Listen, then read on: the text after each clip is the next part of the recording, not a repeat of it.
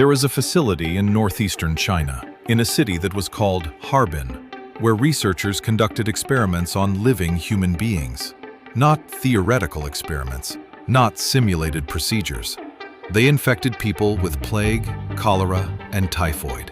They removed organs without anesthesia to observe how long the patients could survive. They froze limbs and then studied what happened when the flesh was thawed. They tested biological weapons on prisoners by strapping them to posts in open fields and detonating bombs filled with plague-infected fleas. They documented everything. They kept records. They assigned the people they experimented on numbers, not names, and referred to them in their research materials as logs. The facility was called Unit 731. It operated for over a decade under the command of the Imperial Japanese Army. By the time Japan surrendered in 1945, thousands of people had died inside it. The researchers who ran it were not brought to justice by an Allied tribunal. They were given immunity in exchange for their data. Most of them returned to Japan and lived ordinary civilian lives.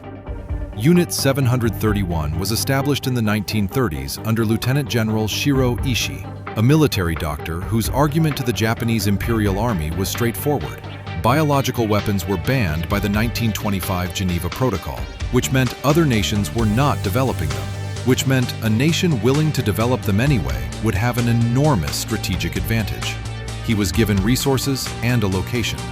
The facility that became Unit 731 was built in Pingfang, outside Harbin, in what was then the Japanese puppet state of Manchukuo in occupied China. Construction began in 1935. The complex eventually covered several square kilometers and included laboratories, prisons, operating theaters, and testing grounds. It employed thousands of personnel, researchers, technicians, guards, administrative staff. It was large enough to be visible from the air and was covered by a public explanation. It was a water purification and epidemic prevention unit. The name on the official paperwork was the Epidemic Prevention and Water Purification Department of the Kwantung Army. The actual purpose was the research, development, and testing of biological weapons on human subjects. The prisoners who were brought to Pingfang were given no category in the facility's records that acknowledged their humanity. The Japanese term used in the documents was maruta, logs. Research materials referred to procedures performed on maruta, the condition of maruta after specific interventions, the survival times of maruta following exposure to specific pathogens. Most of the prisoners were Chinese. A significant number were Russian. There were Korean prisoners, Mongolian prisoners, and records suggest some Allied prisoners of war, though this has been harder to document definitively because of the destruction of records before the facility was abandoned in 1945. They were brought to Pingfang through a process that classified them as security threats, criminals, suspected spies, anti-Japanese resistance members. The classification was often fabricated or applied with extreme looseness. Being Chinese in Manchukuo during the Japanese occupation was sufficient reason for arrest. The experiments ran across several categories. Pathogen research required human subjects because animal models could not replicate certain disease progressions accurately enough for weapons development purposes. Prisoners were infected with plague, typhoid, cholera, anthrax, and other pathogens. Some infections were administered through food or water. Some were through direct injection. Some were through exposure to infected fleas released in enclosed spaces. Researchers observed and documented the progression of disease in living patients. When the research required tissue samples or organ examination, procedures were performed while the subject was alive. The unit's own records describe vivisection, the surgical examination of living subjects, as routine. Frostbite research was conducted by exposing prisoners' limbs to extreme cold until the flesh was frozen, then testing different methods of rewarming to identify which caused more damage and which caused less. This research was framed as militarily relevant for understanding cold weather combat injuries. Weapons testing required outdoor facilities. Prisoners were restrained in open fields at measured distances from explosive devices designed to disperse biological agents. The resulting casualties were examined to assess the weapon's effectiveness at different ranges and under different atmospheric conditions. Japan's defeat in 1945 created a problem for the researchers at Unit 731. Ishii ordered the destruction of the facility's records and physical infrastructure, as Soviet forces advanced into Manchuria. Buildings were demolished. Documents were burned. The prisoners remaining at the facility when the destruction order came, those who were still alive after years of experimentation, were killed. Most of the research staff evacuated successfully to Japan. What happened next requires understanding the position of American military intelligence in the immediate post-war period. The Cold War was beginning before World War II had formally ended.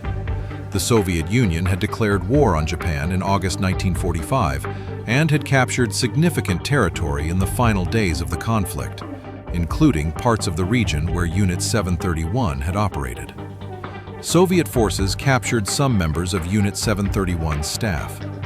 American military intelligence, now competing with Soviet intelligence for whatever could be extracted from Japan's wartime research programs, made a calculation. The biological weapons research conducted at Unit 731 represented years of human experimentation that could not be replicated through ethical means. The data on pathogen behavior, weapons delivery effectiveness, and human physiological responses to specific biological agents was, from a purely military research standpoint, valuable. Bringing Unit 731's leadership before a war crimes tribunal would make that data subject to public disclosure and would create legal complications for any American use of the research findings. Granting immunity in exchange for the data would secure American access to the research and remove the researchers from the tribunal process. General Douglas MacArthur's headquarters negotiated the immunity agreement. Ishii and the senior leadership of Unit 731 were formally excluded from prosecution at the Tokyo War Crimes Tribunal in exchange for cooperation with American intelligence debriefing. The Soviet Union did prosecute Unit 731 personnel it had captured. The Khabarovsk war crimes trial in December 1949 convicted 12 members of Unit 731 on biological warfare and human experimentation charges. The sentences ranged from 2 to 25 years. The United States dismissed the Khabarovsk proceedings as communist propaganda. In a Cold War political environment where Soviet statements were reflexively treated as instruments of Soviet policy rather than as factual records, the Soviet prosecution of Unit 731 personnel was absorbed into that framework. The crimes documented at Khabarovsk were not widely covered in Western media. The American immunity deal remained classified. After World War II, Shiro Ishii and many senior members of Unit 731 returned to civilian careers in medicine, academia, and public health. Despite being questioned by American intelligence, Ishii was never prosecuted and lived in Japan until 1959. For decades, Japan largely avoided investigating or prosecuting Unit 731 personnel, and public discussion of the program remained limited.